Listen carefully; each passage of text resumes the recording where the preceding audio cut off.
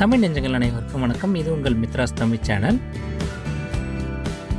இன்றைக்கி நம்ம சேனலில் ஒரு அழகான பழங்குடி கிராமத்தை தான் பார்க்க போகிறோம். இந்த கிராமம் ஆந்திர மாநிலம் கோதாவரி ஆற்றங்கரையில் உள்ள ஒரு கொண்டமுதலு அப்படின்ற ஒரு கிராமத்தை பற்றி தான் இன்றைக்கி நம்ம வீடியோவில் பார்க்க போகிறோம்.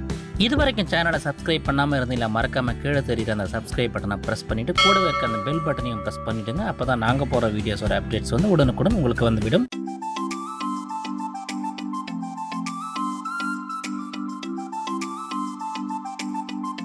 இந்த அழகான கிராமத்தோட பேர் கொண்டமுதலு. இது தேவிப்பட்டினம் மண்டல், ஈஸ்ட் கோதாவரி டிஸ்ட்ரிக்ட், ஆந்திர பிரதேசத்தில் இருக்குது. இது கோதாவரி ஆற்றங்கரையில் உள்ள ஒரு பழங்குடி மலைவாழ் கிராமம். இந்த கிராமத்தில் ஏறக்குறைய ஒரு 600 வீடுகள் கிட்ட இருக்குது. ஏறக்குறைய மக்கள் ஒரு 2000 பேர்கிட்ட இங்கே வசிக்கிறாங்க. இங்கே இருக்கிற வீடுகள் எல்லாமே சின்ன வீடுகளாக இருந்தாலும் பார்த்திங்கன்னா ரொம்ப அருமையான சூழலில் அவங்க வாழ்ந்துட்டுருக்காங்க. நீங்களே பார்த்தீங்கன்னா தெரியும், எல்லா வீட்லேயும் ஒரு மூங்கிலாலான ஒரு தடுப்பு வேலி அமைச்சிருக்காங்க. கூடவே பார்த்தீங்கன்னா அருமையான செடிகள் எல்லாமே வச்சுருக்காங்க. அடிப்படை வசதிகளான குடித்தண்ணீர், மின்சாரம் இவை எல்லாமே ஆந்திர மாநில அரசு இந்த ரிமோட் வில்லேஜ்லேயும் அற்புதமாக செய்து கொடுத்துருக்காங்க.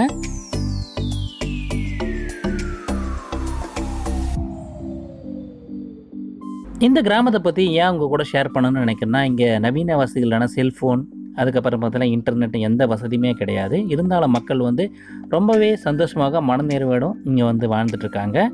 இங்கே போக்குவரத்து வசதின்னு பார்த்தீங்கன்னா பெருசாக எதுவுமே கிடையாது. இந்த மக்கள் ஏதாவது அத்தியாவசிய பொருட்கள் ஏதாவது வாங்கணும்னு நினச்சாங்களா, இவங்க இந்த கோதாவரி ஆற்றை படகு மூலமாக கடந்து போயிட்டு போலாவரம் என்ற ஊர் தான் இந்த ஊருக்கு ரொம்ப அருகாமையில் இருக்குது. அங்கே போயிட்டு தான் இவங்க இவங்களுக்கு தேவையான பொருட்கள்லாம் வாங்குகிறாங்க. அதுக்கடுத்த மேஜர் டவுன்னு பார்த்தீங்கன்னா ராஜமுந்திரி, ஏறக்குறைய ஒரு 80 கிலோமீட்டர் டிஸ்டன்ஸில் இருக்குது. இந்த ஊரில் இந்த மாதிரி சின்ன சின்ன கடைகளும் இருக்குது. அவங்க இந்த ஆற்றை கடந்து போயிட்டு போலாவரம், ராஜமுந்திரி போன்ற ஊர்களிலிருந்து அவங்களுக்கு மக்களுக்கு தேவையான பொருட்களை வாங்கிட்டு இது மாதிரி கடைகளில் விற்பனை செய்கிறாங்க. இங்கே இருக்கிற வீடுகள் எல்லாமே பார்த்திங்கன்னா ரொம்பவே சின்னதாக இருந்தாலும் எல்லாருமே அற்புதமாக இந்த மூங்கில் வேலிகள் அமைத்து, கூடவே பார்த்திங்கன்னா எல்லா வீட்லேயும் பார்த்திங்கன்னா பசுமையான செடிகளை வளர்க்குறாங்க. அதனால் அவங்களுக்கு சுத்தமான காற்றை சுவாசிக்க முடியுது.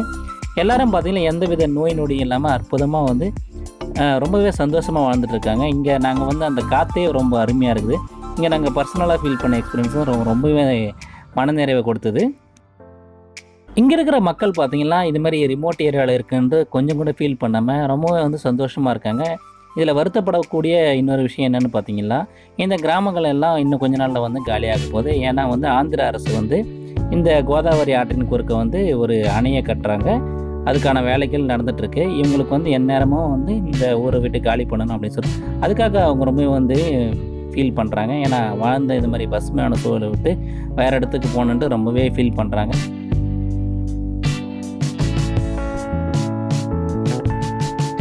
இந்த கிராமத்தில் பார்த்திங்கன்னா நிறையவே நாட்டுக்கோழிகள் வளர்க்குறாங்க. எதுக்காகன்னு பார்த்தீங்கன்னா, இந்த கோதாவரி ஆற்றில் பாப்பி ஹில்ஸ்னு ஒரு சுற்றுலாத்தலம் இருக்குது. இங்கே மக்கள் நிறைய பேர் இந்த பாப்பி ஹில்ஸை விசிட் பண்ணுறதுக்கு வருவாங்க. அவங்க எல்லாம் ரொம்பவே அந்த போட்டில் தான் அவங்களுக்காக உணவுகள் தயாரித்து வழங்குறாங்க. அதில் முக்கியமாக பார்த்திங்கன்னா இந்த ஊர் நாட்டுக்கோழி ரொம்பவே ஃபேமஸ். அதனால் இவங்க அந்த நாட்டுக்கோழிகளை வளர்த்து அவங்களுக்கு விற்பனை செய்கிறாங்க. என்னதான் இன்றைக்கி நம்ம நவீன உலகத்தில் வாழ்ந்துட்டு தான் இப்படியும் சில அருமையான கிராமங்கள் இருக்குன்றது நிறைய பேருக்கு தெரியாது. என்னால் முடிஞ்சது இந்த மாதிரி ஒரு கிராமத்தை உங்களுக்கு காட்டணும்னு நினச்சேன். அதனால தான் இந்த வீடியோ உங்களுக்காக நான் ஷேர் பண்ணணும்னு நினச்சேன். அதை தான் போட்டிருக்கேன். இதை பற்றி உங்களுக்கு ஏதாவது கருத்துக்கள் இருந்தால் நீங்கள் கமெண்ட் செக்ஷனில் பதிவு பண்ணுங்கள்.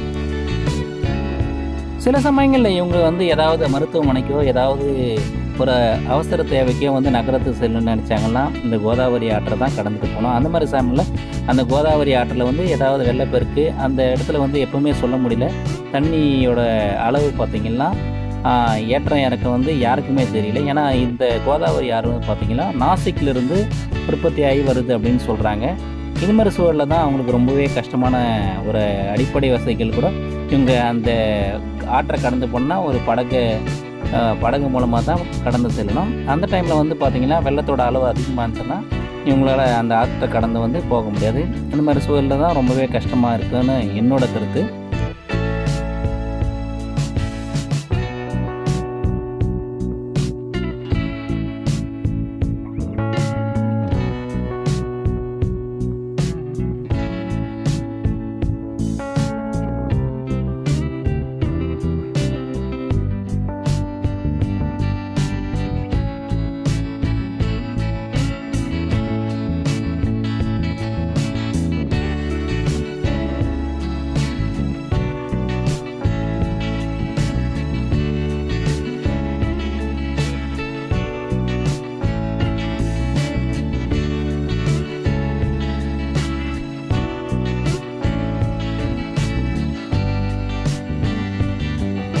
செல்ஃபோன் வசதி இல்லைனாலும் இங்கே இருக்கிற எல்லா வீட்லேயும் பார்த்தீங்கன்னா இந்த டிடிஹெச் வசதி வந்து இருக்குது. எல்லாருமே வந்து டிடிஹெச் வந்து யூஸ் பண்ணுறாங்க. அதை யூஸ் பண்ணி தொலைக்காட்சி நிகழ்ச்சிகள் எல்லாமே வந்து அவங்களால பார்க்க முடியுது. இது வரைக்கும் சப்ஸ்கிரைப் பண்ணாமல் இந்த வீடியோவை பார்த்துட்டிங்கன்னா மறக்காமல் சேனலை சப்ஸ்கிரைப் பண்ணி சப்போர்ட் பண்ணுங்கள். இன்னும் பல யூஸ்ஃபுல்லான வீடியோஸ்லாம் நம்ம சேனலில் உங்களுக்காக வர இருக்குது.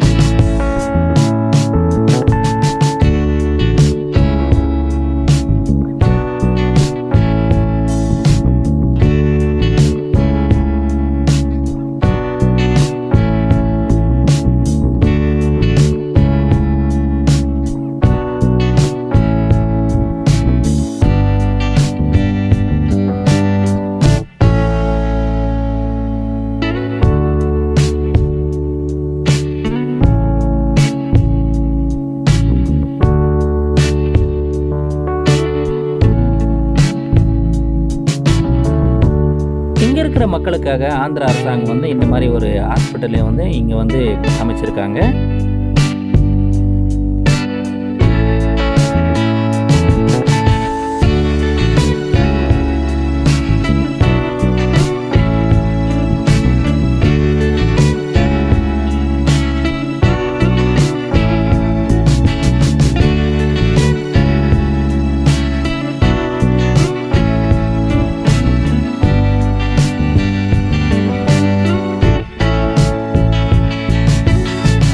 இவங்களோட முக்கியமான தொழில்னு பார்த்தீங்கன்னா விவசாயம் தான். அவங்க வீடுகளுக்கு பக்கத்துலேயே பார்த்தீங்கன்னா இந்த மாதிரி வயல்வெளி இருக்குது. அதில் தான் இவங்களோட விவசாயம் எல்லாமே செய்கிறாங்க. பயிர் வகைகள் எல்லாமே வந்து இந்த இடத்துல பயிரிட்டு அவங்க வந்து அவங்களோட வாழ்வாதாரமாக இந்த தொழிலை செய்துட்டு வராங்க.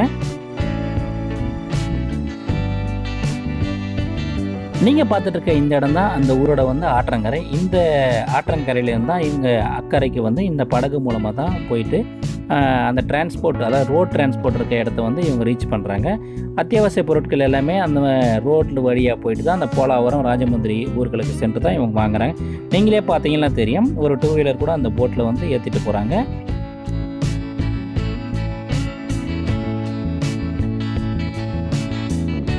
இந்த வீடியோ உங்களுக்கு பிடிச்சிருந்தா லைக் பண்ணுங்கள், உங்கள் ஃப்ரெண்ட்ஸுக்கெல்லாம் ஷேர் பண்ணுங்கள். அடுத்த ஒரு அருமையான இடத்தோடு உங்களை சந்திக்கிறேன். நன்றி, வணக்கம்.